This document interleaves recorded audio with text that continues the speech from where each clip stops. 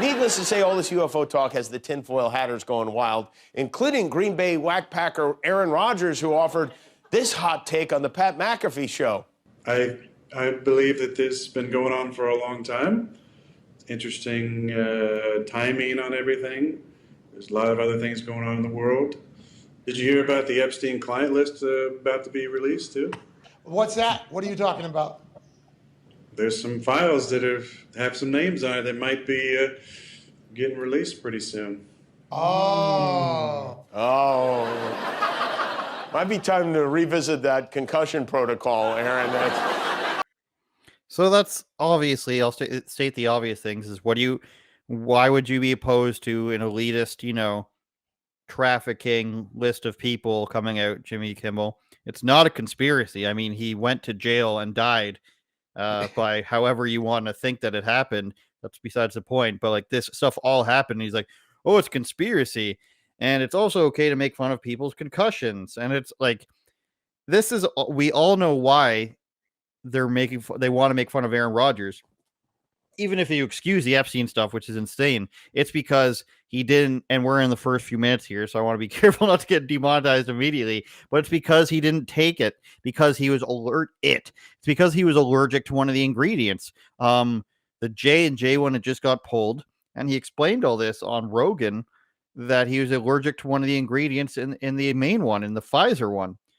So he took everything Joe Rogan suggested, which were, obviously got him over it in 3 days, the Rona, and then he was fine. And then they tried to be like, he lied about it. He didn't lie. He told his whole team. He told his management. He told his ownership. He told the league. They all said it was okay, and they still called him a liar. And the reason is because he recovered so quickly.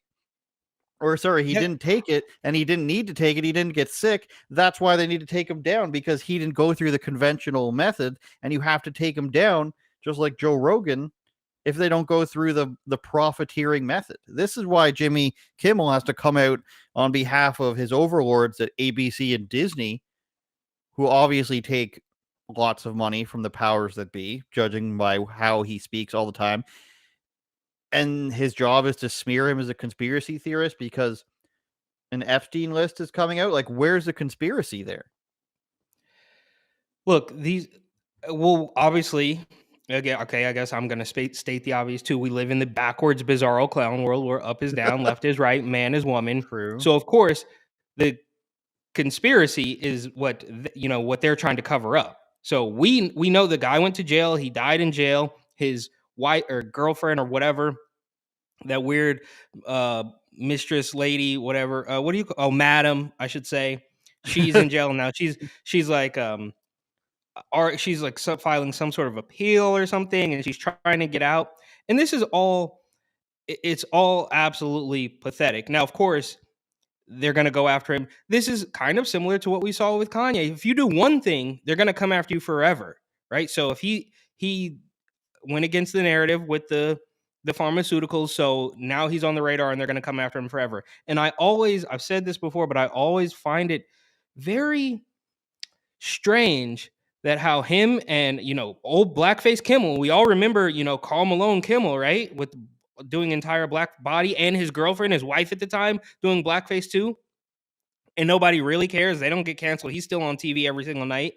But I always found it strange that him and Adam Carolla just basically took completely different paths, right? Like something happened. There was a fork in the road, and Carolla basically went, whatever, Daily Wire, PragerU, The Blaze, kind of like moderately based, as the kids say, route. And then Kimmel just went full bore, as if either there's going to be a giant brown bag with a $sign on it passed to him every single night, or they have some kind of actual dirt on him. Because look, he could just stay out of it, right? He doesn't have to go on stage and start bashing a guy on a deep cut podcast. Which one of his staff members was sifting through NFL podcasts just to pull that and make a joke out of Aaron Rodgers, right? I mean, you could have just stayed out of it and actually written comedy jokes for your audience, but of course not. You're going to turn it into a political hit job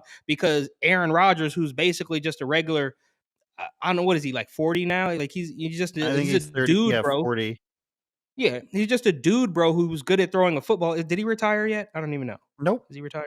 No, he's still playing. Okay, it's crazy how these football guys. I mean, Tom Brady is 42, and I mean, football takes a toll. I don't know how you play so long, but anyways, he went out of his way to do this at the behest of, like you said, Disney, ABC, when he could have just ignored it, right?